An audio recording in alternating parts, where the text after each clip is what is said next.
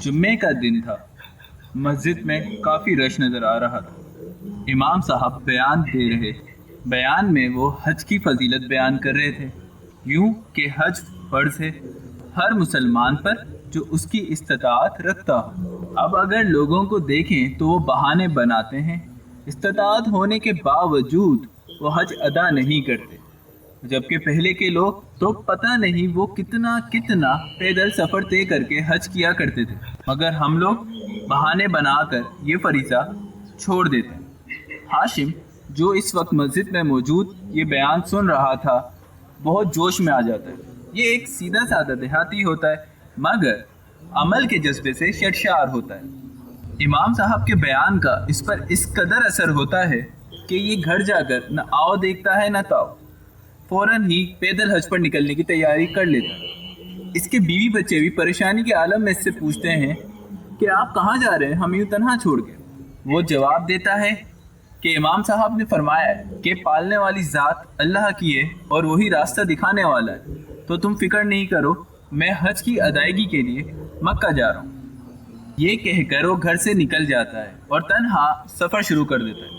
امام صاحب کی باتوں کا صحیح علم حاصل کیے بغیر وہ اپنے گھر والوں کو بے یار و مددگار چھوڑ کر بنا راستے کا علم حاصل کیے ہی روانہ ہو جاتا ہے۔ سفر میں کئی خطرناک راستوں سے گزرتا ہے، یہاں تک کہ اس کا سامان اور وہ مال جو اپنے ساتھ وہ سفر کے لیے لے کر نکلا ہوتا ہے وہ بھی ختم ہو چکا ہوتا ہے۔ وہ بھوکا پیاسا انتہائی برے حال میں ہوتا ہے کہ اس کو ایک بستی نظر آتی ہے۔ وہ اس بستی میں داخل ہو جاتا ہے۔ وہاں کے لوگ اس کی حالت دیکھتے ہوئے اس کے کھانے پینے کا بندوبست کرتے ہیں۔ ہاشم جو کہ خوددار انسان ہوتا ہے لیکن کئی دنوں کی بھوک کے ہاتھوں مجبور ہو کر وہ اس کھانے سے انکار نہیں کر پاتا۔ بستی میں معلوم کرنے پر اس کو پتہ چلتا ہے کہ وہ مکہ سے الٹی سمت میں آ رہا تھا۔ جب اس کو اس بات کا علم ہوتا ہے تو اس کو شدید صدمہ لگتا ہے کہ میں تو یہ کام رب کے لیے کر رہا تھا، اللہ کے لیے کر رہا تھا کہ اس کے لیے میں حج کر سکوں، تو میرے ساتھ ایسا کیوں ہوا؟ وہ اسی اثنا کا شکار ہوتا ہے کہ اس کا گزر ایک مدرسے کے پاس سے ہوتا ہے۔ اس کو اس مدرسے میں سے آواز آتی ہے۔ معلم بچوں کو پڑھا رہے ہوتے ہیں کہ حسن بصری رحمہ اللہ نے فرمایا کہ بغیر علم عمل کرنے والا اس شخص کی طرح ہے کہ جو راستے پر نہ ہو۔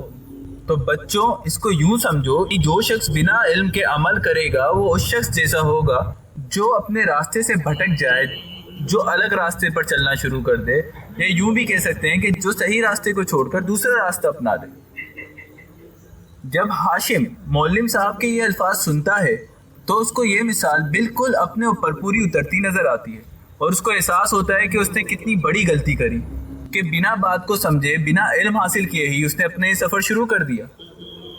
آج یہ حال ہے کہ اس کے پاس اپنے گزر بسر کے پیسے نہیں اور اپنے گھر والوں کو بھی مشکل میں الگ ڈالا۔ اب ہاشم اپنے دل میں عزم کر لیتا ہے کہ وہ کسی بھی طرح کر کے پہلے اپنے گھر پہنچے گا اور آئندہ جو بھی اپنا عمل کرے گا وہ صحیح علم کے تابع ہوگا۔ اگر اس کہانی پر ہم غور کریں تو ہمیں یہ بات صاف نظر آئے گی کہ بغیر علم کے عمل کرنا خود کو خسارے میں ڈالنا ہے۔ ہمارے ارد گرد بھی اس کی کئی مثالیں نظر آتی ہیں۔ جو لوگ کام تو کر رہے ہوتے ہیں مگر ان کو یہ تک نہیں پتا ہوتا یہ کام کیوں کر رہے ہیں۔ ذرا سوچیں، اگر ایک ڈاکٹر جس کو یہ علم نہ ہو جو دوائی وہ اپنے مریض کو دے رہا ہے وہ اس مرض کی ہے بھی یا نہیں اور وہ دوائی دے دے تو اس سے کیا ہو سکتا ہے؟ اس سے سامنے والے کی جان جا سکتی ہے۔ ایسے ہی زندگی کے ہر مرحلے میں علم کو عمل کے تابع ہونا ضروری ہے۔ ہم کوئی کام کرتے ہیں تو اس کو بنا علم کے کہہ دیتے ہیں کہ حلال ہے، اور اکثر حلال کاموں کو ہم حرام سمجھ رہے ہوتے ہیں۔ ہم میں سے اکثر کو یہ علم تک نہیں ہوتا کہ جو کاروبار یا جو کام وہ کر رہے ہیں کہ در حقیقت وہ حلال ہے یا حرام۔ ہم جو نماز پڑھ رہے ہیں جس کا ہم دعویٰ کرتے ہیں کہ وہ نماز نبوی ہے، در حقیقت وہ نماز نبوی ہے بھی یا نہیں، یہ تو بہت ہی بنیادی باتیں ہیں۔ عموماً ہم اس پر بھی توجہ نہیں دیتے۔ ہمارے معاشرے کا رجحان اس طرف ہو گیا ہے کہ ہم علم حاصل کرنے پہ ٹائم نہیں لگائیں گے، اس کے لیے ہمارے پاس وقت ہی نہیں ہوتا، لیکن بحث کے لیے جتنا ٹائم بٹھانا ہے بٹھائیں، جتنے گھنٹے لگانے لگائیں۔ بنا علم کے ہم بہت اچھی خاصی بحث کر سکتے۔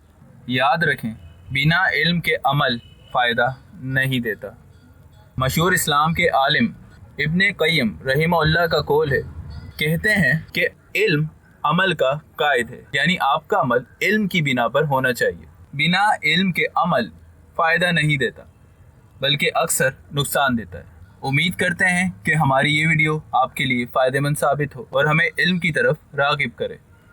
اگر آپ کو ہماری ویڈیو پسند آئی تو ہمارے چینل کو سبسکرائب اور لائک کریں اور ہماری ویڈیو کو شیئر کریں۔ اور اگر آپ کے پاس کچھ ایسے آئیڈیاز ہیں، کچھ ایسے موضوع ہیں جس پر آپ چاہتے ہیں کہ ہم کام کریں، تو آپ وہ بھی ہمارے ساتھ شیئر کر سکتے ہیں۔